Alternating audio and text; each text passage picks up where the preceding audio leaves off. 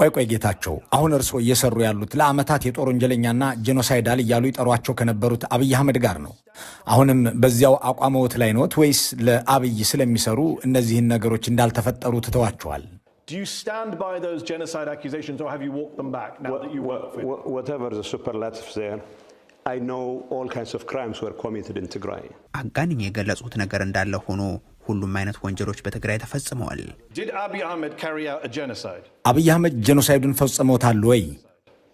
I will tell you this as a lawyer. ይህንን የምነግርህ እንደ ህግ ባለሙያ ነው። ይህንን ወይንም ያንን የፈጸመው እንትና ነው ልልህ ግን አልችልም።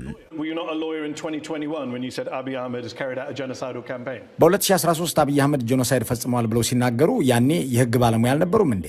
ያኔ እኮ አብይ አህመድ ጄኖሳይድ በትግራይ ላይ ፈጽመዋል ሲሉን ነበር። I was a lawyer when you said Abiy committed genocide on the people of Tigray. I was a lawyer. ያኔም የህግ ባለሙያ ነኝ፣ ግን በተጋጋለና በመቶ ሺዎች በሚሞቱበት ጦርነት ላይ ነበርኩ። Was it a genocide or not? ስለዚህ ጄኖሳይድ ተፈጽሟል አልተፈጸመም? Committed in Tigray. በትግራይ ውስጥ ጄኖሳይድ ተፈጽሟል ብዬ አምናለሁ። By Abiy Ahmed. እኮ በአብይ አህመድ I have to be responsible. አሁን ለምናገራቸው ቃላት መጠንቀቅ አለብኝ። So you weren't responsible. ከዚህ በፊት የማይጠነቀቁ ነበሩ ማለት ነው? Ready to stand by. አሁንም በአቋሜ ለመገኘት ዝግጁ ነኝ። Just to clarify for the audience watching, you still believe it was a genocide? ቆይ ግራ ገባኝ። ተመልካቾቼ ግልጽ ይሁንላችሁ። ጄኖሳይድ እንደተፈጸመ ያምናሉ፣ ግን አብይ ፈጽሞታል ብለው መናገር አይፈልጉም። እንደዛ ነው እያሉ ያሉት? You still believe it was a genocide, yes. but you're not willing to Oh. say he did it. It was a genocide that just happened by itself. ታዲያ ጄኖሳይዱ ዝም ብሎ በራሱ ጊዜ ተፈጠረ? No, there were so many actors involved. አይደለም፣ በጦርነቱ በርካታ ተዋናያን ነበሩ። Was he one of them? እና እኮ አብይ አንዱ ነው። በትግራይ የተካሄደውን ጦርነት የመራው እኮ ጠቅላይ ሚኒስትር አብይ አህመድ ነው።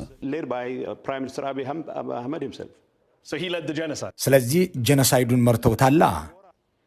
በዚህ ደረጃ ነጥለን መጥራት አያስፈልገንም። He led the war. That's why we invited you here to find out your... ነጥለን መጥራት አለብን እንጂ እሳቸው እኮ ናቸው ጦርነቱን የመሩት፣ በደንብ መርተውታል። እዚህ የጋበዝኖት እኮ ይህንን በማስመልከት ሐሳቡን እንዲናገሩ ነው። He led the war. He led the war. So I will give him And it the was a opportunity genocide. to defend himself in public. ራሱ ጠቅላይ ሚኒስትሩ ራሱን በፍርድ ቤትም ሆነ በአደባባይ የመከላከል መብቱን ተውለታለሁ። So you're right, there were well-documented war crimes committed by the federal government, by Eritrean troops, by Amhara militias, but human rights organizations in the United Nations... የጦር ወንጀል፣ የዘር ማጽዳትና ጄኖሳይድ በፌዴራል መንግስቱ በኤርትራ ሰራዊትና በአማራ ሚሊሻዎች ተፈጽሟል ብለው ሲናገሩ ነበር። በትግራይ ኃይሎች በኩልም በመቶዎች የሚቆጠሩ ሰዎች ስለመገደላቸው በሰብአዊ መብት ተቋማት ተሰንዷል። እነዚህን እርስዎ በወቅቱ ድራማና ፈጠራ ናቸው ይሏቸው ነበር። ዛሬ እነዚያ የጦር ወንጀሎች መፈጸማቸውን ያምናሉ? I was in line. By your forces. I was making a statement defending